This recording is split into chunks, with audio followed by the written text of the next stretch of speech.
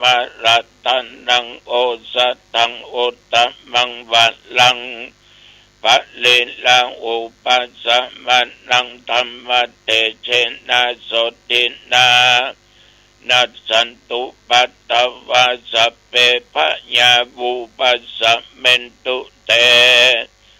สักกัตตัวสังขาราตันนังโอสตังอุตตมังวัลลังอาหุนายังปะอุนายังสังฆเตเชนะโสตินานัสสันตุปัตตวาสัพเพโรกาบุปัสสะเมนตุเตโอชังโคสัตติสังฆโตธัมมานังวิจโยตถา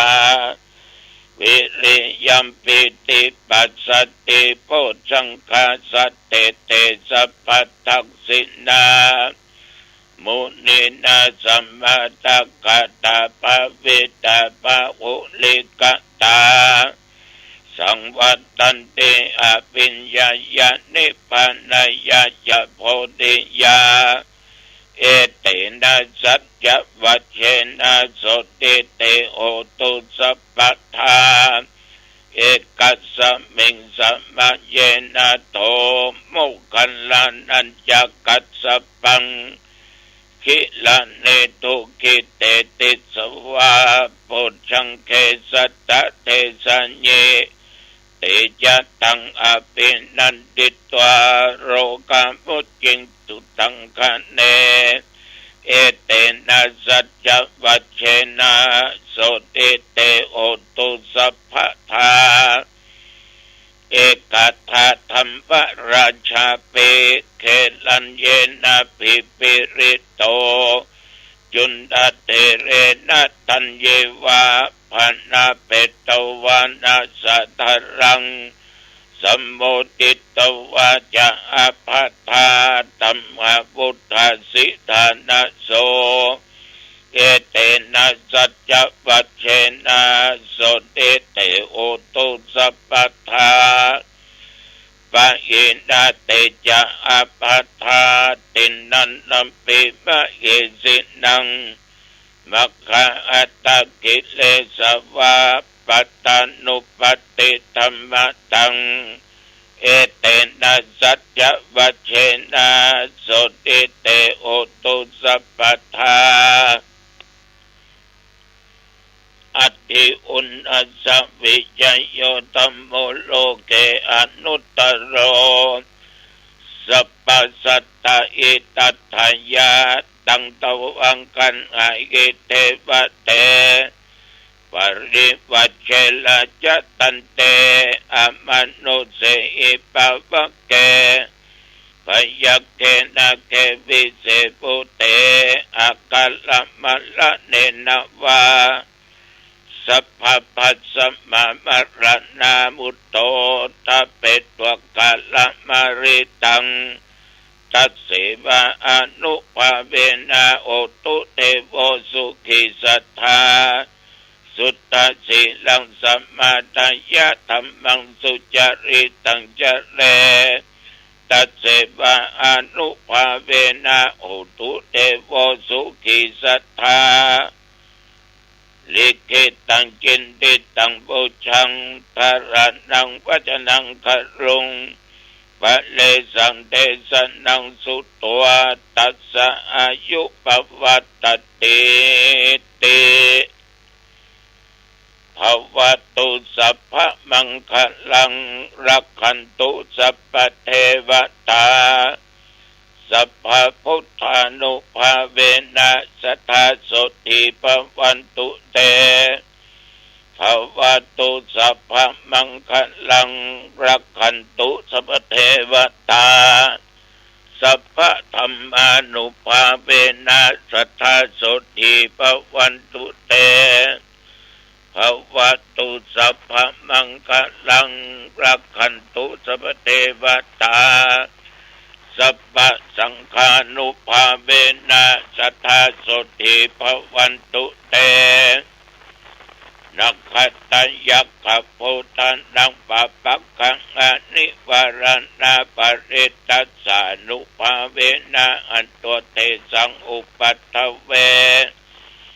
นักขัตตยักขโพตันดังปะปักขังอนิวารณาปริตตัสสานุภาเวนะอันตัวเทสังอุปัฏฐเวนักขัตตยักขโพตันดังปะปักขังอนิวารณาปริตตัสสานุภาเวนะอันตัวเตสังอุปัฏฐเว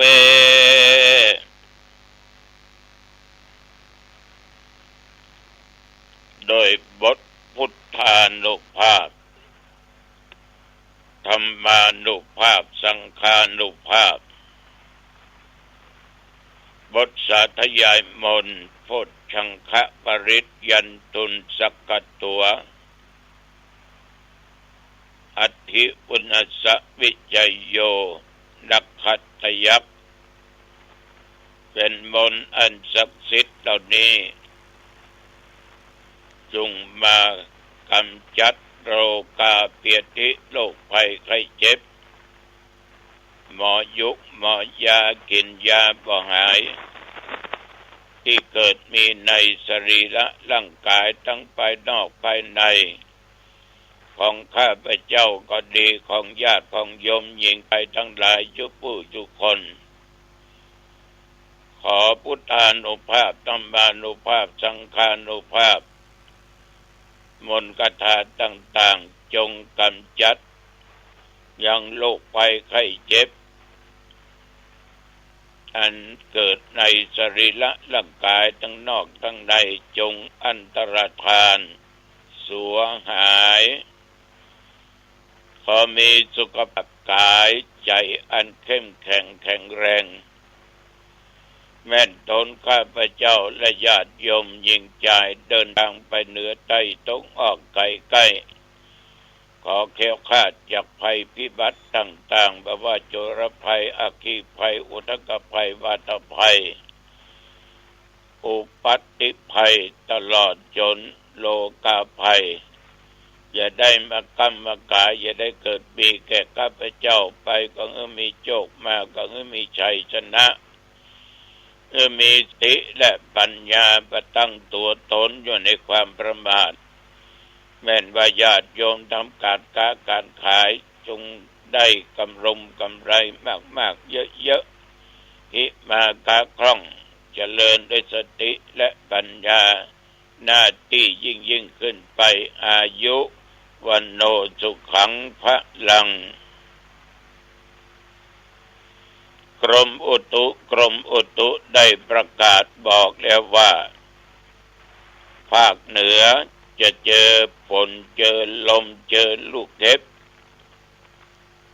ก็เหมือนเกิดขึ้นหลายอำเภอหลายหมู่บ้านหลายจังหวัดตั้งแต่ตะวันมาจนถึงปัจจุบัน24 ชั่วโมงโยมและอาตมะมีอายุรอดมาอีก1 วัน24 ชั่วโมงและจะต้องอยู่ต่อไปเพื่อบำรุงพุทธศาสนาเพื่อได้ร้อยสาวพระภาษาเนอจุผู้จุคนตะวันนี้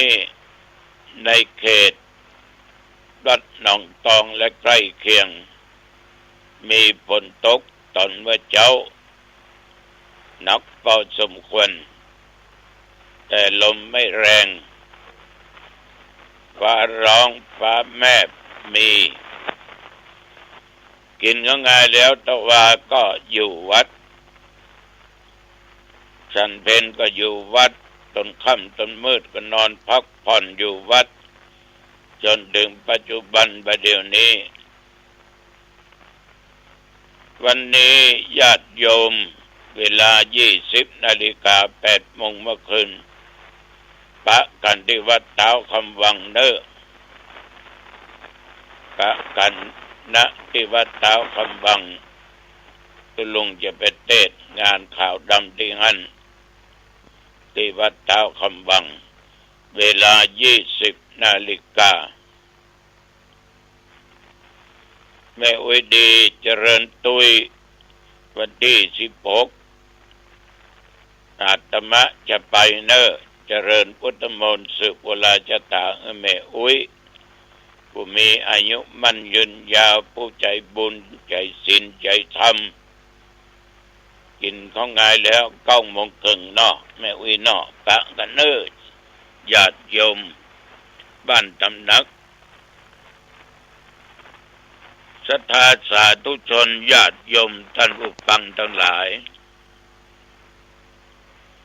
วันเวลาผ่านไปไวอย่างขนาดแต่จริงปัจจาบ่บ่อยตามปกติ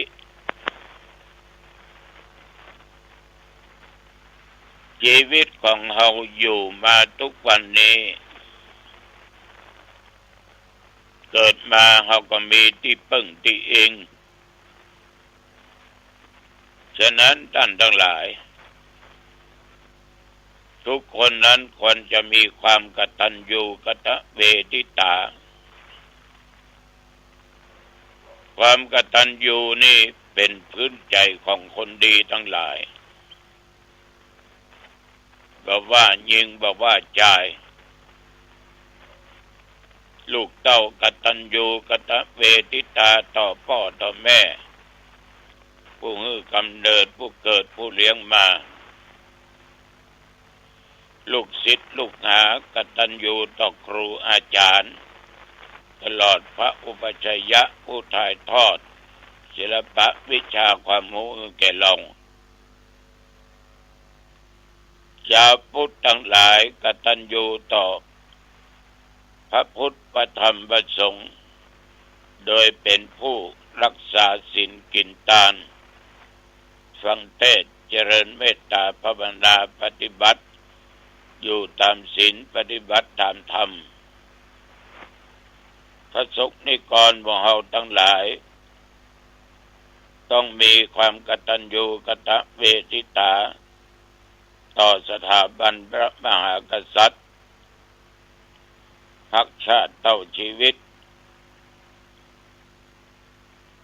คนมีความกตัญญูอยู่ในตัวในตนนั้นจะเป็นบุคคลที่มีนิสัยซื่อตรงเมื่อมีปัญหาใดๆแล้วคนมีกตัญญูจิตใจเข้มแข็งซื่อตรงบ่ท้อบ่ถอยแม้ว่าบางครั้งการทำงานทำกิจใดๆก็ตามปิดทองหลังพระก็ทำ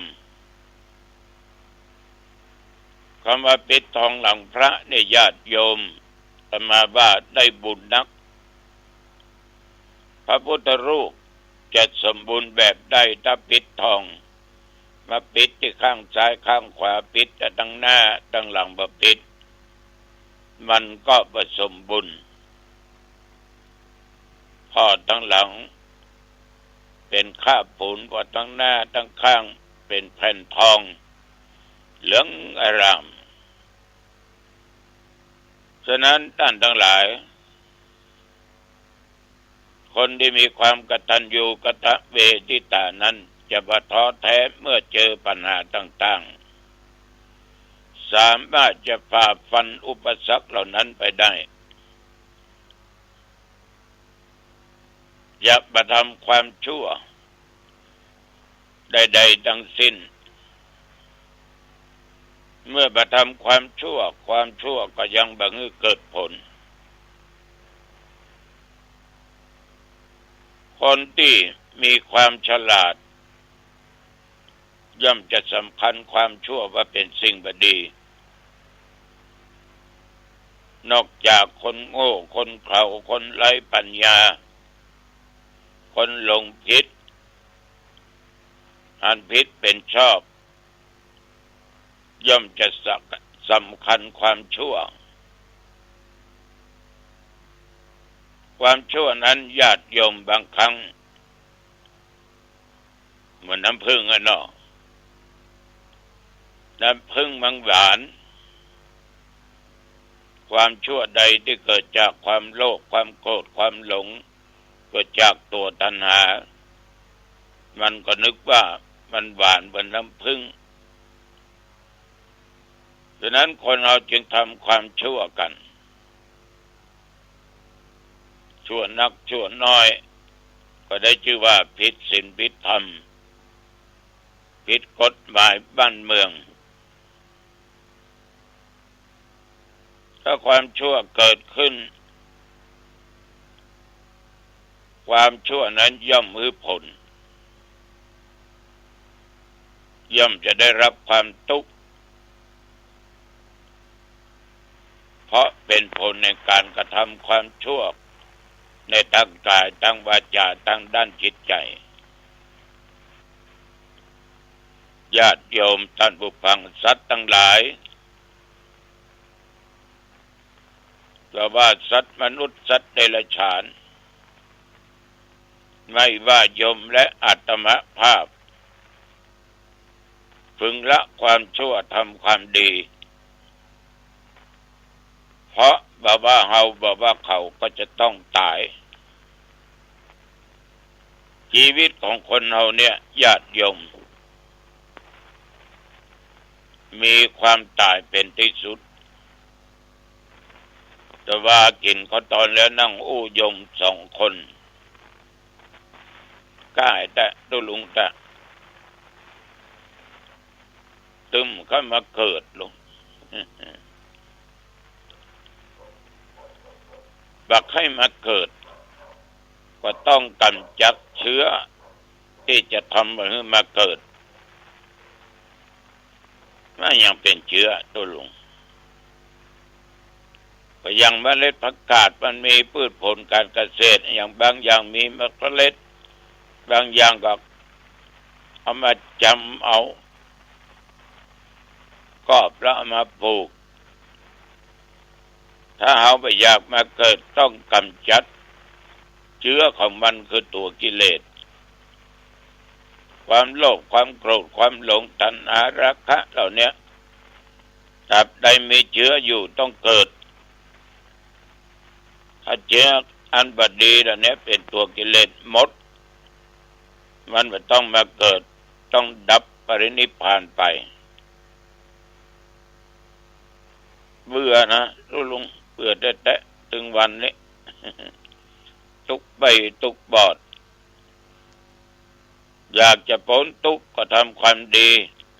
ก็เป็นปฏิบัติตามหลักศีลหลักธรรมในทางพุทธศาสนาถึงวันมีอาชีพอย่างขับจ้างเหนือใต้ตกออกเป็นจ้างอย่างก็ไปดีละถ้าบ่ไปในจะทุกข์ยิ่งกว่านี้ ได้วันละได้400-500หมดก็เล่าตะใดวันไหนเลี้ยงเพื่อนฝูงป้องตัวเองกินป้องก็หลายตังอยู่ตัวลุงเรียกว่าทำดีแต่บัดละทิ้งความชั่วความบดีฉะนั้นผลของบาปผลของบุญเนี่ยมันมีก็ได้อู้ได้จ่าป่อที่เป็นมานั่งอู้กันเมื่อเราทำไปก็จักเป็นกรรมตามภาษาพระทำบดีได้รับ